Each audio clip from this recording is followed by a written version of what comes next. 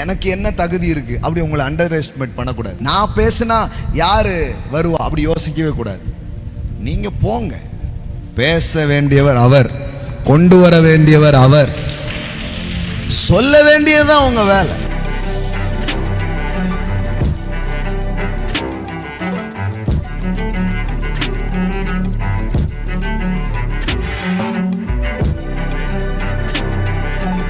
வேதவசனம் சொல்லுகிறது, கூடுமான மட்டும் யாவரோடும் சமாதானமா இருங்க.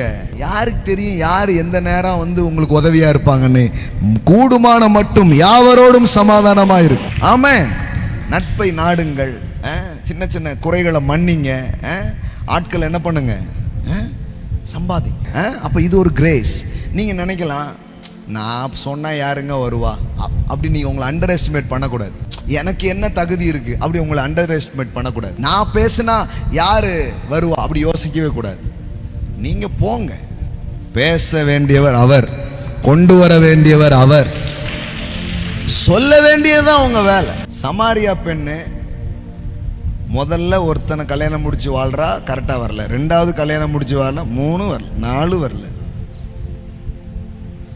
இப்போ கடைசியா எதுக்கு கல்யாணம் முடிச்சு வாழ்றதுக்கு பதிலாக வாழ்ந்து பார்ப்போம், நல்லா இருந்தா கல்யாணம் முடிப்போம்னு வாழ்ந்துட்டு இருக்கா. எவ்வளவு டெவலப் ஆயிட்டா பாருங்க. அப்படிப்பட்ட ஒரு பெண்ணை இயேசு தொட்டு சந்தித்து, இந்த ஒரு பெண்ணு போய் சமாரியாவையே இயேசு கிட்ட கொண்டு வந்துட்டாங்க.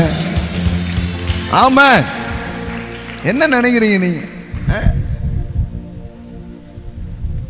கடவுள் யாரையும் பயன்படுத்த முடியும். ஆமென். வாழ்க்கை முழுவதும் அசிங்கங்களால், வாழ்க்கை முழுவதும் அவமானங்களால் ஒரு ஆளையும் சந்திக்க துணிவு இல்லாததுனால தான் யாரும் இல்லாத மத்தியான நேரம் பார்த்து கிணத்துக்கு தண்ணி எடுக்க வர்றா. ஆனா கரெக்டான ஆள் அங்க உட்கார்ந்துருக்கிறாரு. ஆமென். Gamora சாடாலா K Bora. ஆமென். இயேசுவை அவள் சந்திக்கிறாள், தன் வாழ்வில் ஒரு மாற்றத்தை பெற்றுக்கொள்கிறாள். போய் ஊரையே கொண்டு வந்துட்டாங்க. ஒரு ஆளை சந்திக்க தைரியம் இல்லாத பெண்ணை ஊரையே சந்திக்க தைரியம் உள்ள பெண்ணாக இயேசு மாற்றினார். ஒரு பெண்ணிடம் கூட இயேசுதான் ஆண்டவர், நான் அவருடைய சீசன் தான் என்று சொல்ல தயங்கின பேதுருவை ஊருக்கே சொல்லக்கூடிய அளவுக்கு தைரியத்தையும் ஆற்றலையும் பேதுருக்குள்ளே தேவன் கொண்டு வந்து கொடு.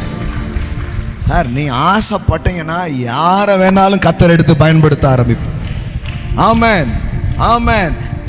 தன் நிலத்தில் விளையும் விளைச்சல்களை அறுக்க தயங்கி பயந்து நின்ற கிதியோனை கொண்டுதான் தேவன் அந்த தேசத்துக்கே விடுதலையும் ரட்சிப்பையும் கட்டளையிட்டார்.